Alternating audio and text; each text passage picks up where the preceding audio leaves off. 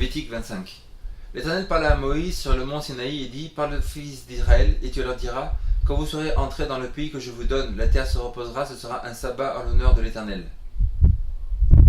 Pendant 6 années, tu ensemenceras ton champ, pendant 6 années, tu tailleras ta vigne et tu en recueilleras le produit. Mais la 7e année, il y aura un sabbat, un repos total pour la terre, un sabbat en l'honneur de l'Éternel. Tu n'ensemenceras pas ton champ et tu ne tailleras pas ta vigne.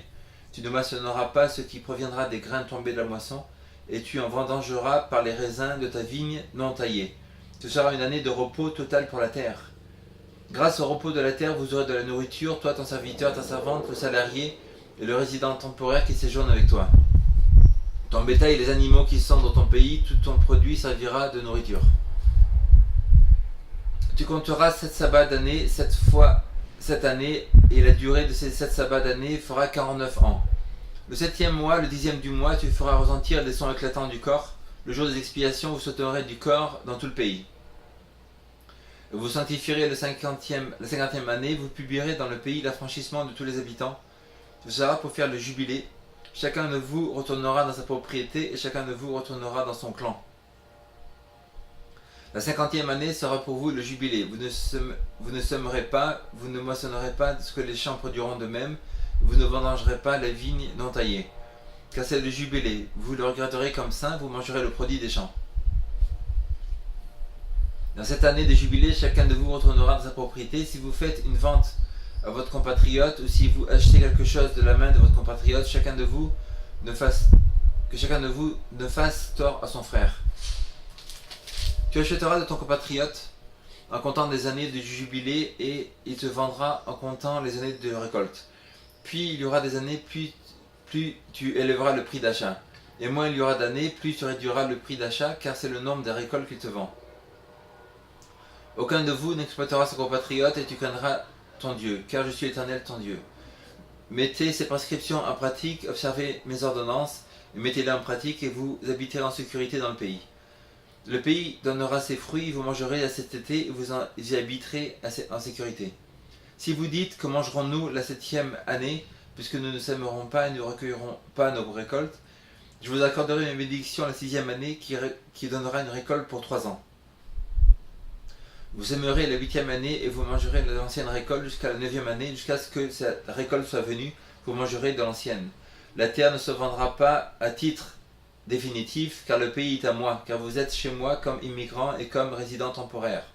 Dans tout le pays, quand vous aurez la possession, vous établirez le droit de rachat pour la terre. Si ton frère devient pauvre et vend une portion de sa propriété, celui qui a le pouvoir de rachat, son plus proche parent, viendra et rachètera ce qu'a vendu son père.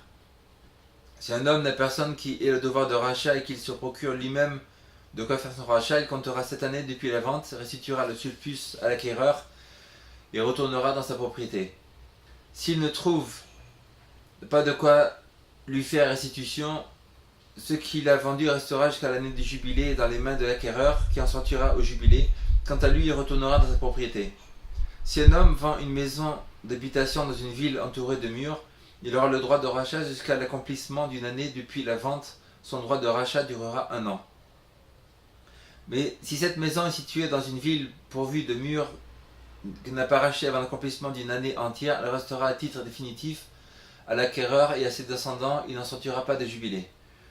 Les maisons des villages non pourvues de murs seront comptées comme des fonds de terre, elles pourront être rachetées à l'acquéreur et en sortira au jubilé.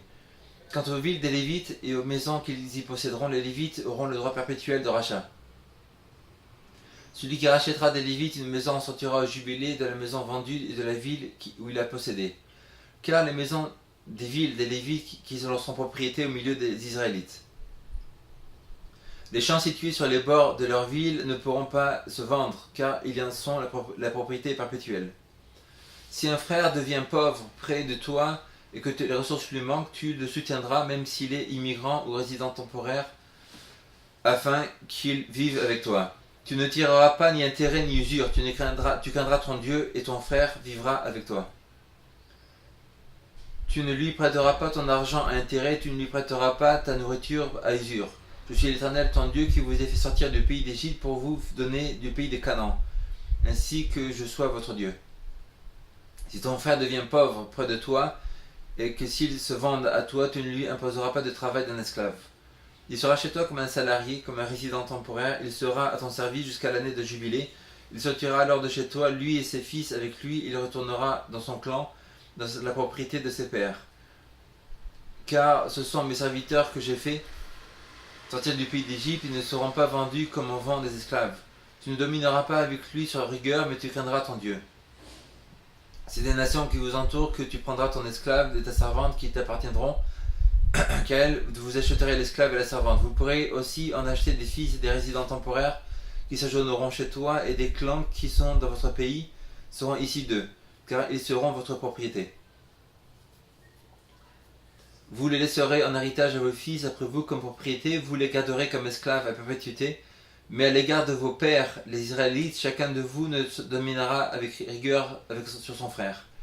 Si un immigrant ou un résident temporaire chez toi a des ressources, et que ton frère devienne pauvre près de lui et se vende à l'immigrant ou résident temporaire chez toi, ou à quelqu'un clan de l'immigrant, il y aura pour lui le droit de rachat après qu'il se soit vendu, un des frères pourra le racheter.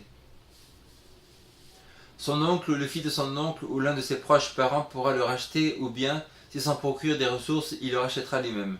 Il comptera avec son acquéreur depuis l'année où il s'est vendu jusqu'à l'année du jubilé, et le prix à payer dépendra du nombre d'années. Elles seront évaluées comme celles d'un salarié.